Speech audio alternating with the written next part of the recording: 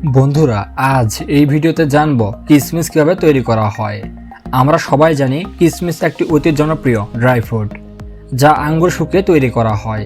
কিন্তু আঙ্গুর থেকে কিশমিশ তৈরি করতে কি কি প্রসেস করা হয় তাই জানাবো আজকে। তো চলুন শুরু করি। কিসমিস বানানোর জন্য অধিক আঙ্গুরের প্রয়োজন হয়, তাই বড় বড় বাগানে আঙ্গুরের ফার্মিং করা হয়। আপনাদের জানিয়ে রাখি, আমরা যেসব আঙ্গুর বাজার থেকে কিনে আনি তা থেকে কিশমিশ বানানো হয় না। যদি বানানোর চেষ্টাও করা হয় তাহলে তা থেকে খুব ভালো কোয়ালিটির কিশমিশ পাওয়া যাবে না। এই কারণে কিশমিশ বানানোর জন্য বিশেষ করে আরাকাবতী ও সুলতানা এই দুই প্রজাতির আঙ্গুর থেকে কিশমিশ তৈরি করা হয়ে থাকে। আঙ্গুর যখন থোকায় থোকায় গাছে ঝুলে থাকে তখন আমাদের কিছু কিষাণ ভাই ও বোনেরা সেগুলোকে কেচির সাহায্য কেটে নিয়ে আসে।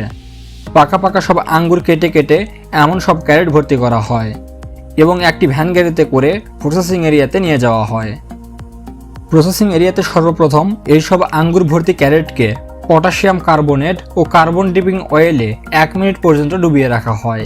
এতে করে আঙ্গুরের উপর থাকা সব ব্যাকটেরিয়া অনায়াসেই মারা যায় এবং আঙ্গুরও সহজে খারাপ হয় না। এসব কেমিক্যালে ডুবানোর কারণে আঙ্গুর শুকিয়ে গেলেও তার কালার খারাপ হয়ে যায় না এবং আঙ্গুরগুলোকে জলদি শুকাতেও এই কেমিক্যাল বেশ উপকারী। সব আঙ্গুর কেমিক্যালে ডুবানো হয়ে গেলে নেটের তৈরি এমন খাঁচাতে শুকাতে দেওয়া হয়। আঙ্গুরের বাদাগুলো একটি একটি করে বিছিয়ে দেওয়া হয় যাতে করে তাড়াতাড়ি শুকিয়ে যায়।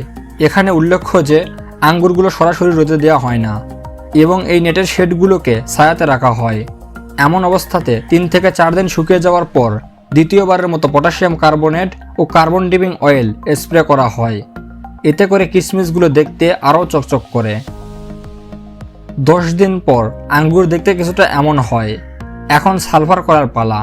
সালফার করার জন্য আঙ্গুরের শেডসগুলোকে ঢেকে দেওয়া হয় এবং শেডসের চারিপাশে ছোট ছোট গর্ত করা হয় এবং সরিষা গাছের ধূসরের উপর সালফার পাউডার ঢেলে দেওয়া হয়।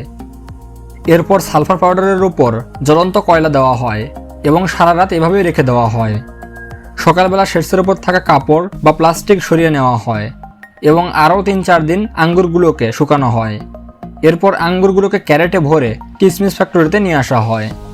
এখানে সর্বপ্রথম ওয়াশিং প্রসেসের জন্য আঙ্গুরগুলোকে একটা হপারে ঢালা হয়। হপারে থাকা কনভেয়ার বেল্ট আঙ্গুরগুলোকে উপরে নিয়ে যায় এবং একটি অটোমেটিক মেশিনের সাহায্য আঙ্গুরের উপর থাকা কেমিক্যাল ও ধুলোবালি সরিয়ে ফেলা হয় এবং ক্যারেটে করে কয়েক ঘন্টা রোদের তাপ দেওয়া হয়। এরপর কিশমিশে থাকা ছোট ছোট ডালপালা সরিয়ে ফেলার জন্য একটি হাইব্রিড মেশিনে ঢালা হয়। এই মেশিনটি কিশমিশ থেকে ময়লা আলাদা করে সেগুলোকে সামনের দিকে পাঠিয়ে দেয়।